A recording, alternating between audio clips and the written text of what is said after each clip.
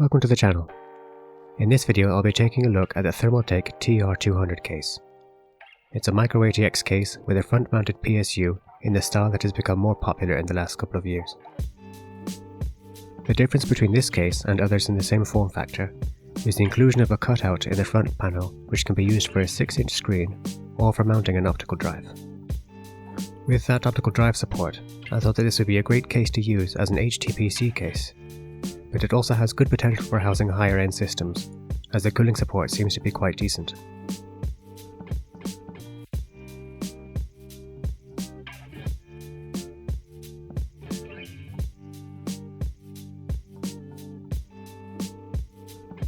There isn't any glass in the case, all the sides are ventilated, so components have plenty of access to cool air.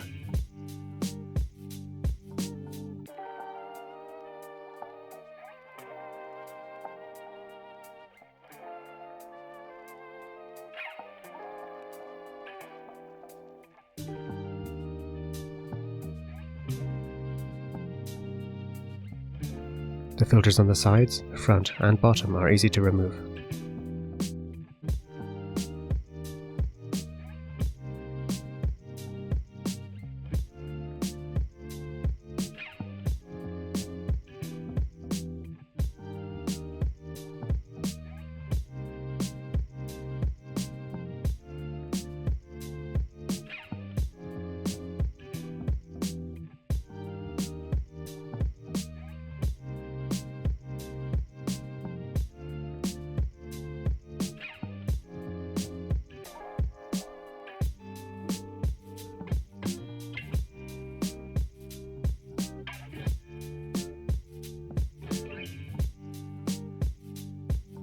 A handy feature with the bottom panel is that it can be completely removed to allow for easier fan mounting.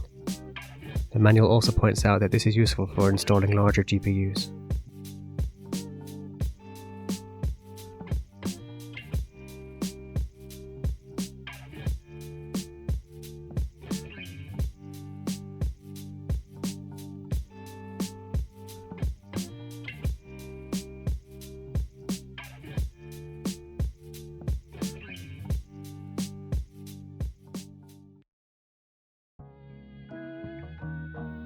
The front panel is held in place with clips. My case was a little tight on the lower left corner. Behind the panel, you can see the mounting positions for the PSU.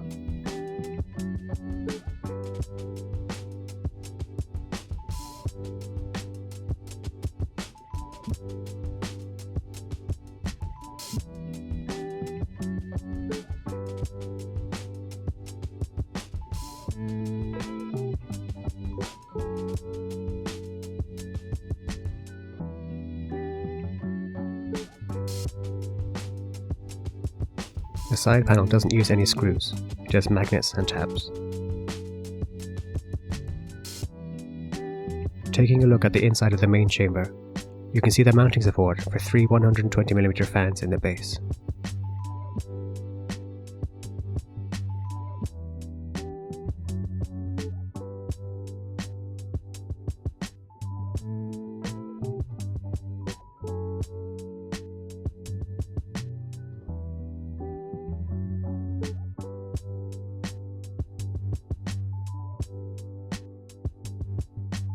There is also a built-in GPU brace for the heavier GPUs, which is nice to have. The only included fan, in the rear, is 3-pin DC, so you may or may not want to change that, depending on the other fans that you add to the build. With this little mock-up build started, you can see that with fans installed in the base, there is still an okay amount of clearance to access the bottom headers on a micro ATX motherboard.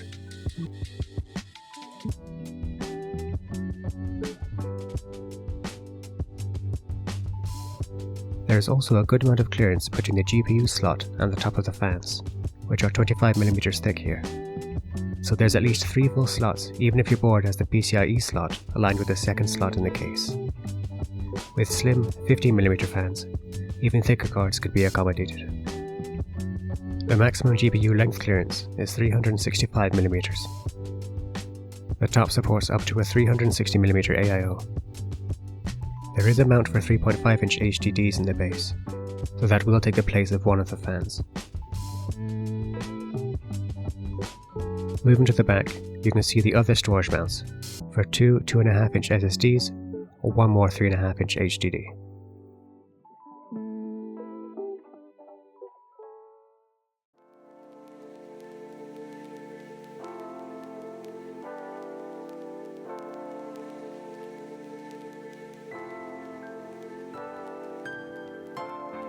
The front panel connector is unified for a quicker setup.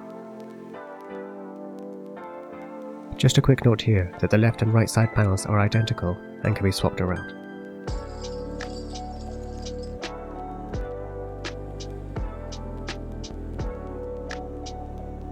The case comes with a fairly standard manual, which is easy enough to follow.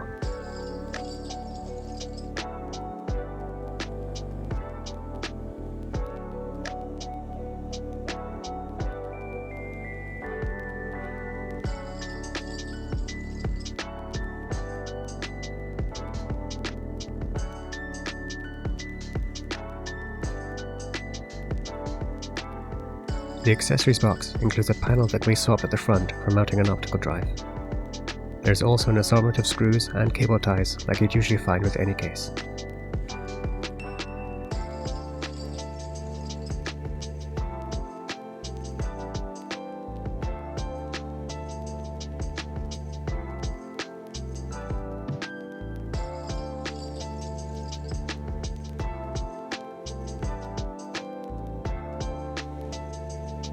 For the optical drive installation, you can remove the front stock mounted panel on the left side with this screw.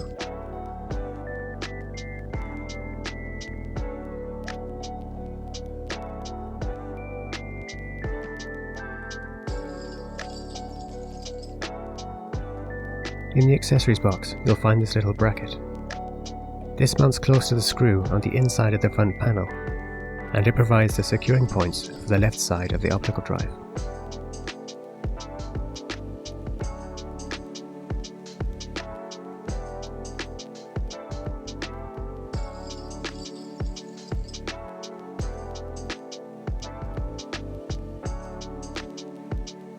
And just a note that with an optical drive installed, the AIO size is limited to 240mm, but the case also supports air coolers out to 175mm tall, so there is still great potential for cooling. That's it for this video. I hope you found it useful. I'm only putting a very lightweight build in this at the moment, so I haven't done a thermal test, but I'd be surprised if this case performed poorly with all the ventilation and cooling support. I'll be switching my HTPC over to Linux, which should be the next video I make. Thanks very much for watching.